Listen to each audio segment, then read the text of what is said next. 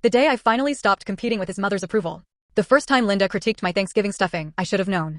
She didn't just suggest more sage, she sighed, like I'd personally insulted the entire family lineage. For 3 years, I played the part of the perfect daughter-in-law. I bought the organic kale she liked, wore the pearls she gifted me, even though they felt like a noose, and stayed silent whenever she called my career as a graphic designer a cute little hobby.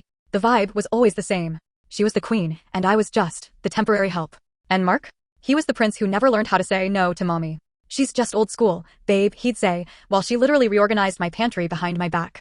The breaking point wasn't a big fight. It was a Tuesday. Linda dropped by unannounced and told me that Mark's ex-girlfriend, the one who's a surgeon, had called her to catch up. She looked me dead in the eye and said, now that was a woman who understood our lifestyle. Mark just sat there, scrolling on his phone, nodding along. Something in me just snapped. I didn't yell. I didn't cry. I walked into the kitchen, poured myself a glass of the expensive Napa cab I'd been saving, and called a realtor. When the divorce papers finally hit the table, Linda was there, of course. She actually had the nerve to look smug, until I leaned over and whispered, congratulations, Linda. You finally get him all to yourself. I hope you're ready to do his laundry until you're 90. I've never seen a woman turn that shade of gray so fast. Mark looked like a lost puppy, but for the first time. I didn't want to find him.